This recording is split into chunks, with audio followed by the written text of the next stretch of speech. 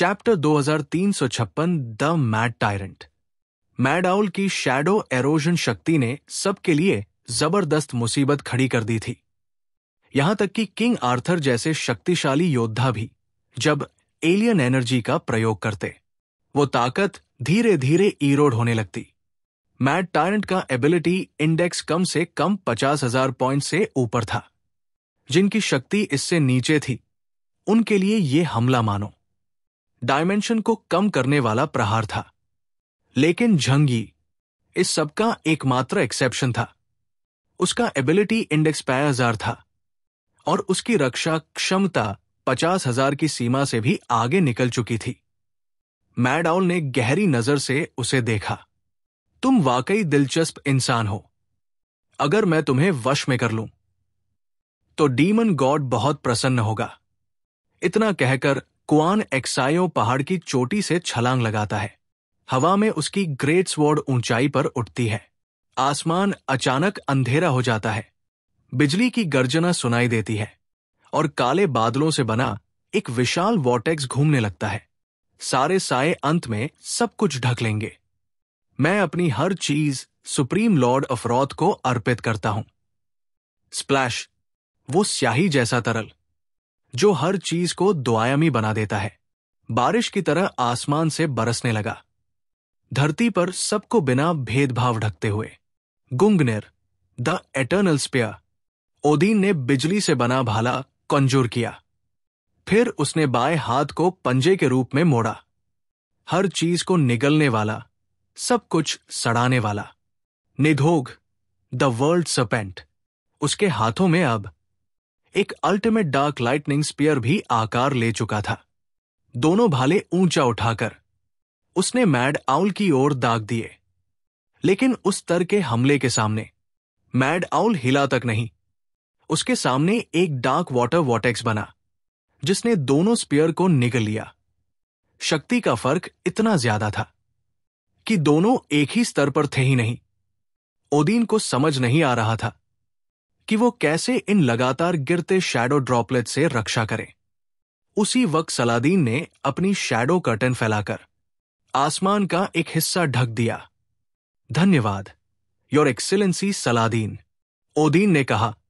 लेकिन सलादीन कुछ बोल पाता उससे पहले ही उसके कर्टन पर काले पानी की भारी बौछार हुई और उसके चेहरे का भाव तुरंत बदल गया, क्योंकि उसकी छाया में गहरे गड्ढे बन गए थे। उसकी शक्ति शैडो से दुआयामी हमलों को रोक सकती थी, पर इंडेक्स का फर्क इतना बड़ा था कि शैडो कर्टन सीधा नष्ट हो गया और रक्षा में दरार आ गई। उसी पल भीड़ के बीच से पवित्र भजन की ध्वनि गूंज उठी। सिस्टर लेबनिस ने आंखें बंद कर हाथ जोड़ लिए। उसके होंठ धीरे धीरे हिलने लगे। उसके सामने खुली बुक ऑफ रेवलेशन स्वयं सुनहरी प्रकाश से चमकने लगी और पन्ने हवा के बिना खुद ही पलटने लगे। पीछे खड़े दर्जनों नाइट्स टेम्पलर गायक मंडली बनकर पवित्र शास्त्र के शब्द गाने लगे। प्रभु अपनी महान भुजाओं से तुम्हारी रक्षा करें। जैसे ढाल मेमने को बचाती है, तुम्हारी आत्मा जायोन पर्वत जैसी दृढ़ हो। हेडीज के तूफानों से अडेग स्वर्ग के पिता से मांगते हैं, तुम्हें स्वर्गदूतों की तलवार मिले जो बुराई के हर जाल को काट दे, ताकि तुम्हारे कदम सदा ऊंचाइयों पर स्थिर रहें। पिता, पुत्र और पवित्र आत्मा की कृपा नदी की तरह बहे अब से लेकर अनंत काल तक। भजन तेज और गहरा होता गया और उस विश्वास की शक्ति से बुक ऑफ रेवलेशन ने एक विशाल स्वर्ण रक्षक अवरोध, गोल्डन बैरियर बना दिया जो गिरते हमलों को रोकने लगा। हर कोई अपनी अपनी तरह मैड आउल के हमले झेल रहा था, पर सबको रोकना कठिन हो रहा था। इस सब के बीच मैड आउल का सबसे ज्यादा सामना कर रहा था झंगी, और वो अब भी शांत था। वो हवा में ऊंचाई पर खड़ा था। प्रकृति की हर शक्ति उससे रक्षा कर रही थी। ऊपर आसमान में डार्क वॉर्टेक्स से लगातार स्याही बरस रही थी, मानो सब कुछ दुआयामी दाग में बदल देना चाहती हो। झंग यी ने अपने मीरियड फिनोमेना फैलाए, हर लहर को रोकते हुए ड्रिप ड्रिप, हल्की बूंदों जैसी आवाज। डायमेंशनल गेट की सतह झिलमिलाने लगी, लहरें घनी होती गई, लेकिन फिर भी मैड आउल उसकी रक्षा भेद नहीं सका। एंड डीमन गॉड आर्मोर के कोर फर्नेस में लाल ऊर्जा रत्न जल रहा था। उससे निकली गर्म ऊर्जा पूरे आर्मोर में दौड़ गई। आर्मोर से गहरा काला ऑरा निकला और वुलुयन एम्पायर के करोड़ों बलिदानों की आत्माएं क्रंदन करने लगी। झंग यी ने एक उंगली उठाई, हवा में एक तेज जेस्चर किया। Dimensional string decomposition, cut it open. Puff! Mad owl समझ भी नहीं पाया। उसका शरीर जो हवा में तैर रहा था, अचानक कमर से 2 टुकड़ों में बंट गया। ये झंग यी की असली क्षमता थी। उसके हमले का कोई संकेत नहीं होता, कोई ट्रेजेक्ट्री नहीं दिखती। वो अपने 5 किलोमीटर के दायरे में कहीं भी वार कर सकता है। अगर जरा सा ध्यान हटे तो किसी भी क्षण शरीर टुकड़ों में बंट सकता है। मैड आउल के 2 हिस्से गिरते देख किंग आर्थर और बाकी सभी के नेत्र सिकुड़ गए, हाथ अपने आप कस गए। केओस इतना शक्तिशाली कैसे हो गया? क्या हम सब उससे दूर होते जा रहे हैं? किंग आर्थर के 42,000 के सुपर पावर इंडेक्स के बावजूद दिल में बेबसी की भावना थी। क्या तुम जीत गए? दी शितिया के शरीर पर सजे 7 ट्रेजर्स गोल्डन स्टेप्स थोड़ा मध्यम पड़े। उसने कोशिश की थी बिना किसी को बताए क्वान एक्सायो से लड़ने की, पर पल भर में हार गया था। झंग यी को क्वान एक्सायो को गिराते देख उसने राहत की सांस ली। मैड आउल की आंखों में उलझन थी। उसका आधा शरीर हवा में लटकते हुए नीचे गिरा। झंग यी ने सोचा उसे डायमेंशनल गेट में कैद कर ले। आखिर वो 50,000 पॉइंट वाली शक्ति का स्रोत था। लेकिन तभी दाओ लैन चिल्लाई, सावधान, वो मरा नहीं है। झंग यी की आंखें सिकुड़ गई। मैड आउल का शरीर अब बहुत पास था।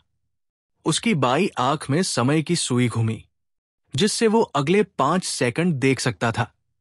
उसने देखा मैड आउल का शरीर उसके ऑल्टरनेट डायमेंशन में गिरा और फिर फटकर स्याही के समुंदर में बदल गया, जो उसके ऑल्टरनेट डायमेंशन को खा गया। डीमन गॉड आर्मोर की मदद से झंग यी की लड़ने की क्षमता मैड आउल के बराबर हो चुकी थी, लेकिन स्पेशल एबिलिटी और शुद्ध शक्ति के ज्ञान में वो अब भी अपने दुश्मन से पीछे था। सीधे टकराव में वो नुकसान में पड़ता बिना एक पल गवाए। उसने स्पेशल टेलीपोर्टेशन का प्रयोग किया और दूरी बना ली। स्नैप! मैड आउल के 2 हिस्से जमीन से टकराए और स्याही की झील बनकर फट गए। ग्लग ग्लग! स्याही तेजी से जमीन पर फैलने लगी और उसी के भीतर से एक उभार उठा। फिर से मैड आउल का आकार बन गया। दाओ लैन ने झंग यी की ओर देखा। क्वान एक्साइयों की शक्ति उसे तत्व में बदल देती है। उसे मारने का एक ही तरीका है, उसकी पूरी एनर्जी खत्म करनी होगी। यहां तक कि उस समय के ब्लैक मून प्रीस्ट भी उसे मार नहीं सके थे और वो इसी जंगल में भाग आया था। Chapter 2357 the mad tyrant. Jhang यी के टैक्टिकल गॉगल्स पर ठंडे नंबर्स तेजी से कूदे और आखिर में एक गंभीर संख्या पर स्थिर हो गए। 50,000 पॉइंट्स। झंग यी की आंखें सिकुड़ गई। ये उसकी जिंदगी में दूसरी बार था जब वो नाइट लेवल दुश्मन का सामना कर रहा था, लेकिन नेशनल रिसोर्सेज से वंचित, मानसिक रूप से पागल हो चुका मैड टायरेंट झेंग लो जितनी दबाव देने वाली उपस्थिति नहीं रखता था। नहीं, असल वजह यह थी कि झंग यी अब पहले से ज्यादा मजबूत हो चुका था। कई किंगडम्स पर कब्जा करने से मिले संसाधनों ने उसकी कुल शक्ति में बड़ा उछाल लाया था। लिंग की गाइडेंस में उसकी स्पेशल पावर्स की मास्टरी भी बेहद बढ़ गई थी। अब वो मैड टायरेंट का सामना कर सकता था। वो मैड आउल जो मानो सायों की गहराई में पिघल कर पैदा हुआ हो, बस खड़ा भर होता और उसके शरीर से निकलती शैडो एरोजन आसपास की स्पेस को मोड़ती तोड़ती जैसे किसी अदृश्य हाथ से ऑल पेंटिंग को मरोड़ा जा रहा हो। ये साधारण डिस्ट्रक्शन नहीं थी, ये थी पूरी तरह से मिटा देने वाली शक्ति। उसके आसपास की रोशनी मंद पड़ जाती, आवाजें निगल ली जाती, यहां तक कि जो कण मैटर बनाते हैं वो भी डायमेंशन खो देते, बिल्कुल सपाट, बेजान, दोआयामी साए बन जाते। जमीन और पहाड़ों के टूटे हुए हिस्से जब इस स्याही की छाया को छूते तो मोटाई खो देते, दीवार पर बने रगड़ जैसे फ्लैट निशान बन जाते, अपनी पुरानी आकृति के आउटलाइन भर बचाकर हमेशा के लिए खामोश। नॉर्मल अटैक्स बेअसर है, एनर्जी अटैक्स दोआयामी हो जाएंगे, पर पूरी तरह एब्जॉर्ब नहीं होंगे। इसलिए अगर एनर्जी एक्सेस हुई तो असर पड़ेगा। झंग यी की आवाज ओदीन, किंग आर्थर और बाकी साथियों के कानों तक पहुंची, शांत, स्थिर। लेकिन हम उसे हरा सकते हैं। पहले इस दुश्मन को मिलकर खत्म करते हैं। तुम लोग उसकी कमजोरियां ढूंढो, हमले मैं झेल लूंगा। अलायंस की सबसे बड़ी ताकत होने के नाते झंग यी ने सीधे आदेश दिया, चाहे बाकी क्या सोचे। अगर जिंदा रहना है तो झंग यी के साथ मिलकर लड़ना ही पड़ेगा। ओदीन पहले ही भारी नुकसान झेल चुका था। उसे लगा उसके हमले बहुत कमजोर हैं। 37,000 के एबिलिटी इंडेक्स के साथ उसे ये बैटल लड़ने का हक कमजोर लग रहा था। झंग यी फिर भी उसे एक और मौका देना चाहता था, क्योंकि हर एक एक्स्ट्रा शक्ति जीत की संभावना बढ़ाती है। चाहे कैनन फॉडर ही सही, कम से कम एक और चारा। अब पीछे जाने का कोई रास्ता नहीं, बस लड़ना ही होगा। बेंजामिन मॉर्गन की आवाज आई, साथ ही कागजों की सरसराहट। उसकी हथेली में मोटा नोटों का गड्ढा था, जिसे वो ताश की तरह घुमा रहा था। सोने की मोटी नेकलेस, रत्नों की चमकती अंगूठियां, पूरी दिखावटी अमीरी। इसी आदमी को नेचुरल साइंस एसोसिएशन का प्रेसिडेंट कहा जाता है। पूरे देश की इकोनॉमी उसके कंट्रोल में म्यूटेट होने के बाद उसकी एबिलिटी भी पैसे से जुड़ी थी। जितनी अधिक दौलत, उतनी ज्यादा शक्ति। मैड आउल ने करकरी हंसी निकाली। उसकी उंगलियों से काली स्याही बहने लगी। मेरी कला में हिस्सा बनना तुम्हारा सम्मान है। सम्मान? चलो देखते हैं ओदीन का भाला तुम्हें कैसा डिवाइन जजमेंट दिखाता है। स्थिरता खोकर भी ओदीन दांत भींच गया। अब लड़ाई भागने का रास्ता नहीं था। उसकी एक आंख में बिजली चमकी, आर्मोर पर प्राचीन रून्स जल उठे। उसने एटर्नल स्पेयर गुंगनिर ऊपर उठाया, वो लेजेंडरी स्पेयर जो कभी टारगेट मिस नहीं करता, अंधेरे डिवाइन लाइट से भरा हुआ, चमकते तीर की तरह आकाश चीरता हुआ। मैड आउल की ओर दौड़ा। जहां भाला गया, स्पेस छिद गया, गर्म वैक्यूम की लकीर बनाते हुए।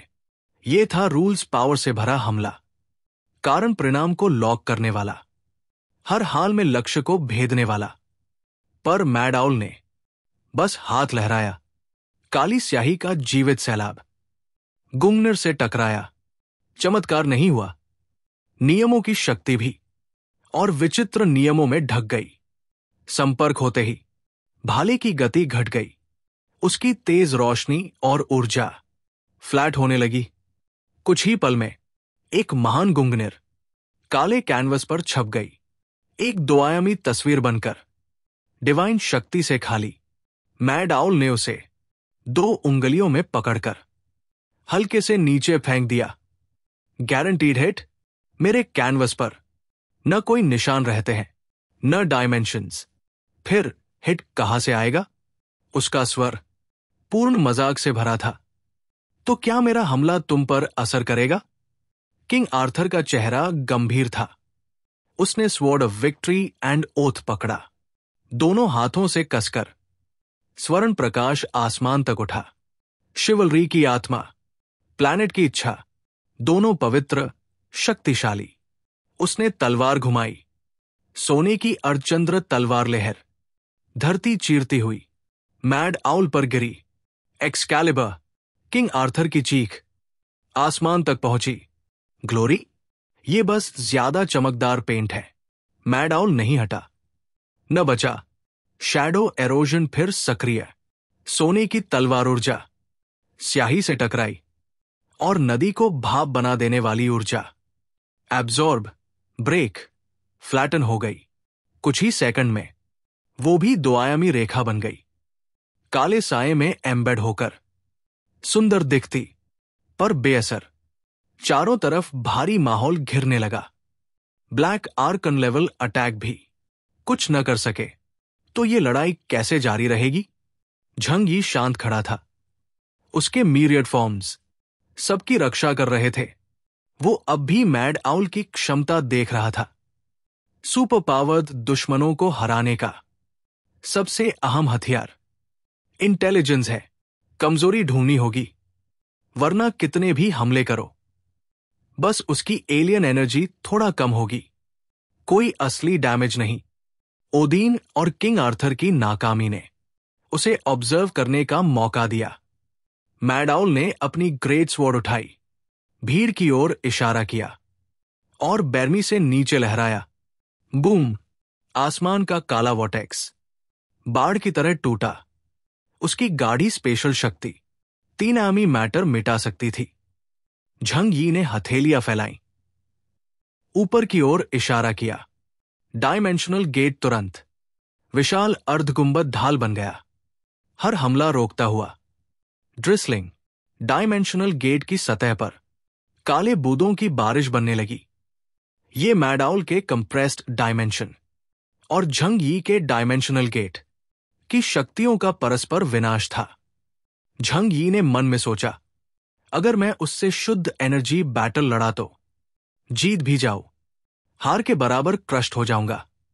यह बहुत खतरनाक है, रिस्क नहीं ले सकता। जीतने का कोई सुरक्षित तरीका ढूंढना होगा। Chapter 2358 the mad tyrant. Jhang यी जैसे ही सोच समझ में लगा हुआ था, अचानक उसके कानों में एक नरम आवाज गूंजी। लॉर्ड केओस, क्या आप उसके शरीर को एक बार फिर तोड़ सकते हैं? झंग यी की नजरें घूमी और उसने एक जोड़ी खूबसूरत दयालु आंखों को देखा। वो होली सी के अपकलिप्स के 4 नाइट्स में से एक थी। Plague night, लेबनेस। झंग यी ने उनसे कोई प्लान नहीं पूछा, क्योंकि समय बहुत कम था। यहां मौजूद हर इंसान अपनी अपनी संस्था के सबसे ताकतवर लोग थे, इसलिए उसने उन पर भरोसा किया। ठीक है। झंग यी की नजरें तेज हो गई।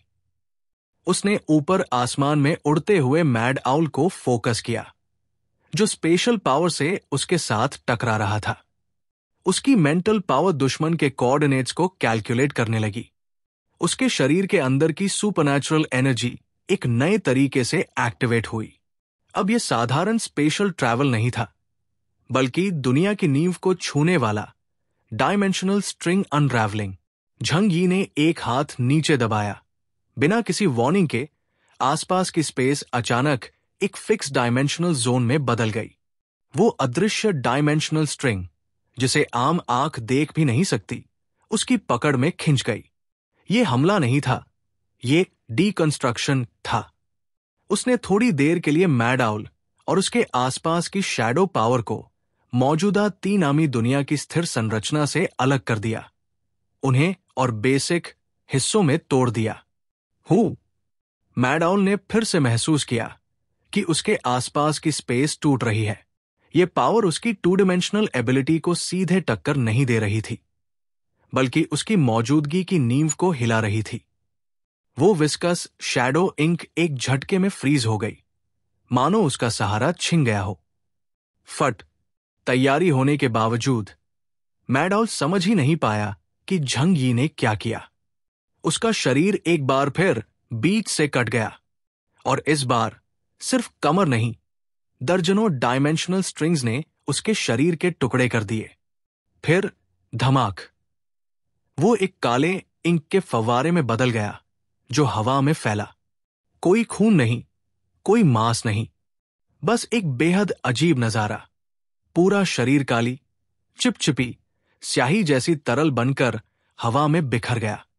वो इंक मानो जिंदा थी, या किसी कैद से आजाद हुआ अबिस, भयानक, फैलता हुआ और फिर से जुड़ने की कोशिश करता हुआ। उसके ऊपर पड़ती रोशनी पूरी तरह निगल ली गई, परावर्तन तक नहीं, बिल्कुल काला, जैसे गहराई का अंत। काम कर गया। किंग आर्थर ने तलवार कसकर पकड़ी और उस राइडिंग डार्कनेस को घूरने लगे। नहीं, बस उसकी फॉर्म को डिस्टर्ब किया है, झंग यी ने ठंडे स्वर में कहा। उसकी असलियत अब भी सही है, और ये चीज फिर से बन रही है। उसने लेबनिस की तरफ देखा, जो हाथ जोड़कर मंत्र पढ़ने को तैयार थी। अब तुम्हारी बारी। एक धीमा, उदास, रोने जैसा चांट युद्ध के मैदान के किनारे से उठा। यह सिस्टर लेबनिस का फ्यूनरलाइक चांटिंग था। वो अब तक बिल्कुल चुप, एक बैकग्राउंड की तरह खड़ी थी, लेकिन अब उसने धीरे धीरे सिर उठाया। उसकी आंखों से साफ, पारदर्शी आंसू बह रहे थे। उनमें न नफरत थी, न डर, सिर्फ दया। उन आंसुओं में किसी की मृत्यु की चुपचाप दी जा रही प्रार्थना थी। उसने अपनी नाजुक उंगली फैलाकर उस इंक की तरफ इशारा किया और धीरे से अपनी एबिलिटी का असली नाम बोली। शोक का दुख, एक अदृश्य शक्ति जिसे आंखें नहीं देख सकती, लेकिन हर जिंदा चीज महसूस कर सकती है, चारों तरफ फैल गई। ये एनर्जी ब्लास्ट नहीं था, ये रूल्स का प्लेग था, एक ऐसा श्राप जो मौजूदगी को ही निशाना बनाता है। हवा में कब्र की मिट्टी की महक आ गई, धीमी सड़न, अंत का एहसास। ये फोर्स जब झंग यी और दूसरों से टकराई तो बस एक भारी उदासी और दिल बैठने जैसा एहसास हुआ। लेकिन जब ये मैड आउल की इंक फॉर्म से टकराई, जैसे तेज एसिड गिरा हो या लाल गर्म आयरन बर्फ पर, वो इंक जो अभी तक एक ठोस मास थी, अचानक उबलने लगी। उस पर छोटे छोटे बुलबुले उभरे, जिन पर विलाप करती शक्लें बनती मिट्टी दिखी। इन क्लियरली कंटैमिनेट होने लगी। फैलने और जुड़ने की गति अचानक धीमी हो गई। कुछ हिस्से पतले और कमजोर पड़ने लगे। इंक फॉर्म के बीच में से मैड आउल की दर्द से भरी मेंटल चीख गूंजी। ये ग्रीफ एबिलिटी उसकी फिजिकल बॉडी को नहीं, बल्कि उसकी एब्स्ट्रैक्ट मौजूदगी को डैमेज कर रही थी। यही प्लेग की असली शक्ति है, मृत्यु से भी गहरा घाव। भयंकर दर्द और टूटी हुई स्टेबिलिटी के कारण मैड आउल मजबूर हो गया अपनी इंक फॉर्म छोड़ने पर। वो काली स्याही तेजी से सिकुड़ने लगी, मानो समय उल्टा भाग रहा हो, और कुछ ही पल में वो फिर मानव रूप में खड़ा था। लेकिन अब वो बेहद फीका, उसकी सांस भारी और आंखों में गुस्से के साथ डर भी था। उसने लेबनिस को घूरा, बेकार प्लेग फैलाने वाली, तुमने हिम्मत कैसे की? जैसा सोचा था, ये एलिमेंट में बदलने वाले लोग एरिया अटैक से ज्यादा डरते हैं। तो झंग यी की आंखों में चमक आई। लेबनिस के हमले ने उसकी थ्योरी प्रूव कर दी थी। आउल की इंक फॉर्म वियर्ड है, पर कमजोरियां है, खासकर वे एबिलिटीज जो एग्जिस्टेंस की स्टेट पर असर डालें। मैं जान गया इसे कैसे हराना है। फिर से इसे तोड़ो। झंग यी ने हल्की मुस्कान दी और हवा में उंगलियां तलवार की तरह चलाई। डायमेंशनल स्ट्रिंग्स फिर से एक्टिवेट। स्पष्ट, ओदीन गुर्राया। अब उसकी डिवाइन पावर और गहरी हो गई।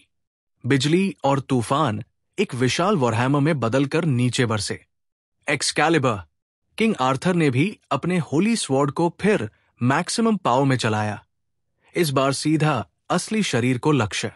बेंजामिन मॉर्गन मुस्कुराया, उसके मुंह में चमकते सोने के दांत चमके। बड़ी कैश पेमेंट। उसने हाथ आगे किए और उसकी हथेली से सोने के बैंक नोट्स मशीन गन की तरह बरसने लगे। लोन सिटी का स्पाइरल लैंस थंड के साथ छूटा। दाओ लैंड काले ड्रैगन में बदला और उसके मुंह से ब्लेजिंग फ्लेम्स मैड आउल की छाती पर उतरे। बाकी सभी ने झंग यी के लीड में एक लगातार हमले की बौछार शुरू कर दी। झंग यी के हमले डॉज नहीं किए जा सकते, बस सहने पड़ते हैं। अब मैड आउल चालाक हो चुका था। उसने अपने चारों तरफ काली इंक की एक डिफेंसिव परत बना ली, लेकिन अब वो अकेला दर्जनों बिशप लेवल सुपर ह्यूमंस की कंबाइंड आग झेल रहा था। और वो अब डार्क मून एम्पायर का ग्रैंड जनरल नहीं रहा था। वर्षों की मानसिक गंदगी और डार्क सन फॉरेस्ट की एरोजन ने उसकी शक्ति की बुनियाद खोखली कर दी थी। प्यारे दर्शकों, प्लीज वीडियो को 800 लाइक और कमेंट जरूर करें। देखते हैं इस बार हमें कितने लाइक्स मिलते हैं। प्लीज सब्सक्राइब करें। Thank you so much.